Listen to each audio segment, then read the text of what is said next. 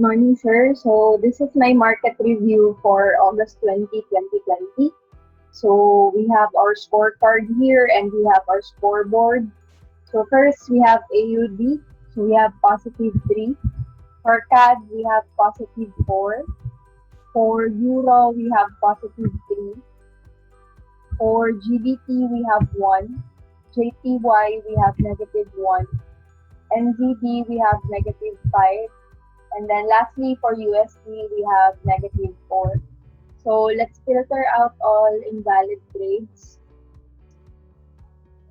and all gaps below 5. So we only have this tradable pairs here. So let's check the chart. So first, odd NZD.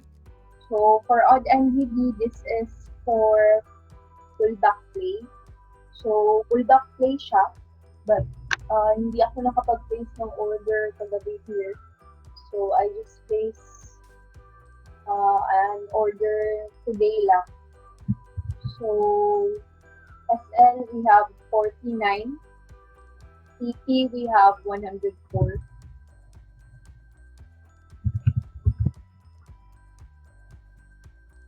Current distance from entry we have 26. ATR is 65.2.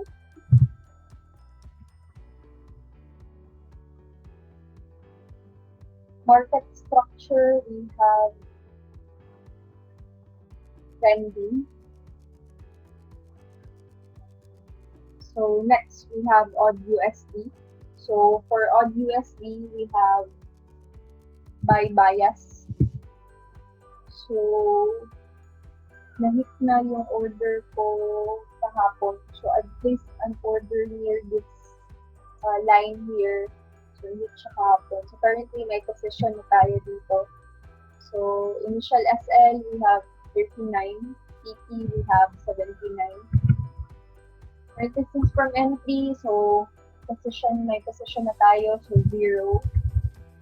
ETR per hour we have 67.1. For the market structure, we have trending then. We have trending then for the market structure. Next is CAD-JPY. So for CAD-JPY, we have buy bias as well. So for CAD-JPY, so I've placed an order here. So SL, we have 43. EP 101 and 25.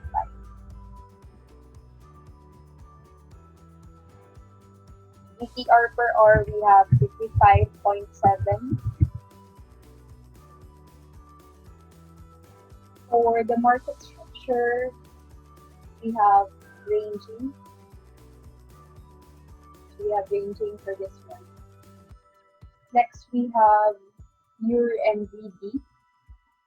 So for Euro NZD, we have again buy bias.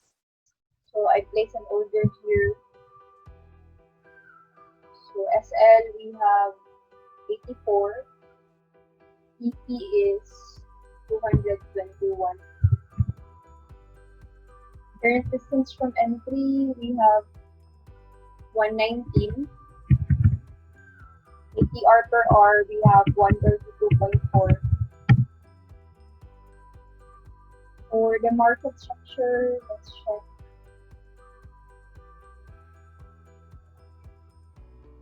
So for this one, we have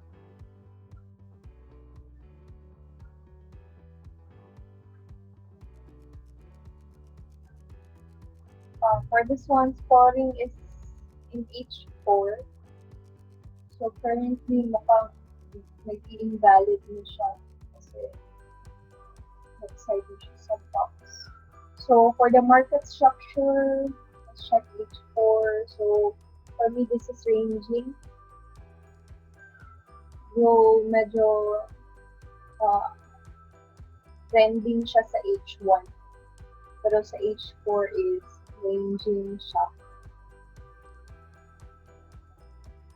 Next is Euro USD. So for your USD, buy bias din. So nag-place ako ng order dito kahapon. So sa low ng previous day. So na-hit siya actually yesterday. So may current position din tayo dito. So initial FL 50. PT is 104.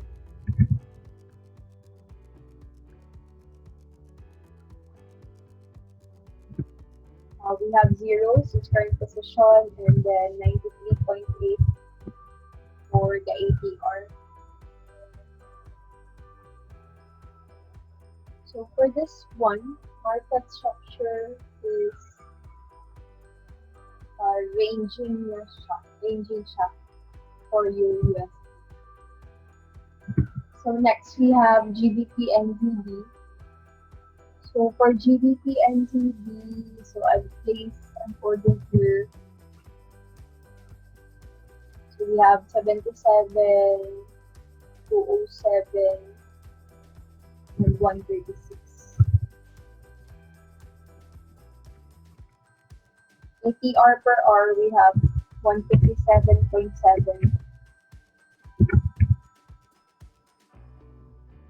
For the market structure, we have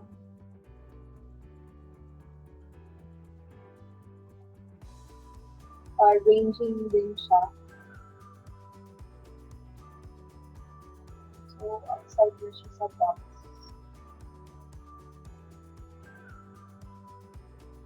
So, this is ranging.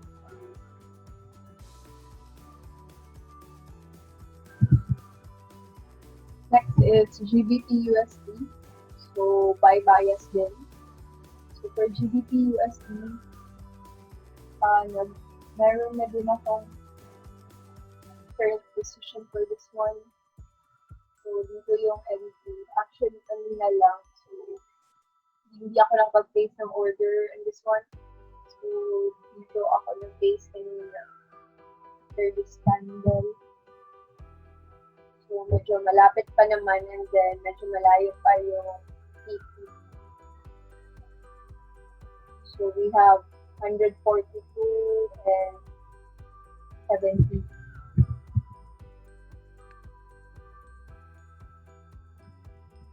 Current distance, we have 0. Current position siya.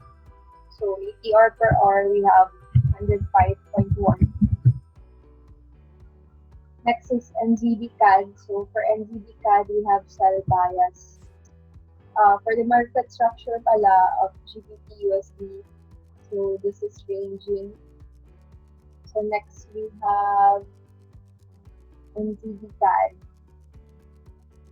So for NZD CAD, we have sell bias. So I placed an order here.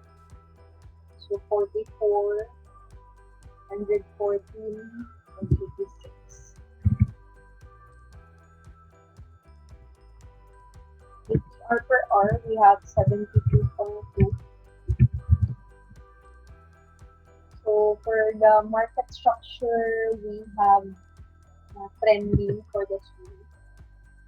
And then lastly, we have USD CAD. So for USD CAD, sell bias din siya. So I've placed an order here. 41, 87, and 13.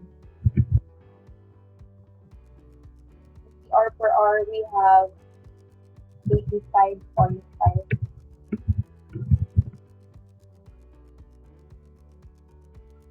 So for the market structure, for me this is trending. So bias is health or bias, and then structure is trending.